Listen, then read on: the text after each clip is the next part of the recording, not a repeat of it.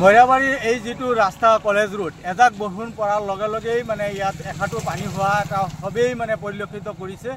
বিশেষকৈ ছাত্ৰ ছাত্ৰী বা ইয়াত যিটো হস্পিটেল আছে আৰু য'ত পানী জমা হৈ আছে এটা দেখিবলৈ পাইছে যে ৰাইজে সদায় দেখে যে ইয়াত ব্যস্ত এটা কাৰ্যালয় ডাকঘৰ আজিকালি খুবেই ব্যস্ততাপূৰ্ণ এটা পৰিৱেশ 10 বজাৰ লগে লগে হয় ডাকঘৰলৈ, কিন্তু প্ৰায়ে দেখা যায় এইখিনি এই একেবাৰে গেটৰ সন্মুখত এখাটো পানী থাকে। স্কুল কলেজৰ ছাত্ৰ ছাত্ৰী বা ৰোগী তেওঁলোকে যাবলৈ হ'লে এখাটো পানী গচকি যাব লগা হয়। আমি বিভিন্ন সময়ত এই অঞ্চলৰ ৰাইজে এই সমস্যাটোক লৈ বিভিন্ন সময়ত সংবাদ মাধ্যমৰ জৰিয়তে হওক বা বিভিন্ন স্থানীয় প্ৰশাসনৰ দৃষ্টি আকৰ্ষণ কৰা হৈছে যদিও কোনেও এই সমস্যাটোৰ প্ৰতি গুৰুত্ব আৰোপ কৰা নাই।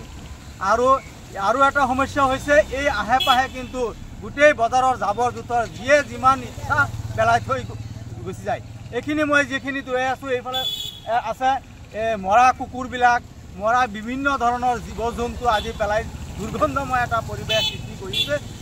আৰু ইমানেই মানে পানী জমা হৈছে, ইয়াত কোনো পানী ওলাই যোৱাৰ কোনো ব্যৱস্থা নাই। ইফালে ৰেল লাইনৰ মথাউৰিৰ নিচিনা ওখ এটা ৰেল লাইন আছে, ইফালে যোৱাৰ কোনো পৰ্যায় ৰাস্তা নাই। আৰু ইফালে বজাৰৰ গোটেই পানী দুইফালৰ পৰা নামি আহি এই ৰাস্তাটো আৰু আহে পাই আমাৰ অঞ্চলটোত ঘৰে ঘৰে মানে চোতাললৈকে পানী সোমাই পৰে আৰু আমি সদায় জ্বলা কলা খাই আহিছোঁ। এতিয়া গোটেই আমাৰ ঘৰ বাৰী এইবিলাক ঘূৰি পেলাই ৰাস্তাও এখাটো পানী জমা হৈ থাকে।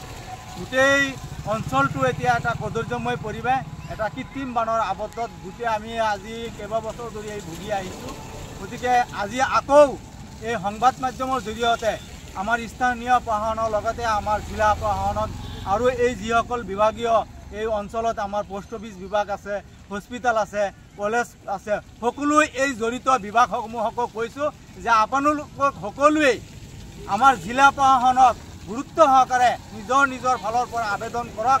আমি নিজে অঞ্চলৰ মানুহখিনিও উদ্ধাৰ হওঁ আৰু সকলোৱে যিহেতু এই ৰাস্তা দি অহা যোৱা কৰে। আজি ৰাতিপুৱাৰ লগে লগে গুৱাহাটীলৈ যোৱা গাড়ী ইয়াৰখিনিদি যায়।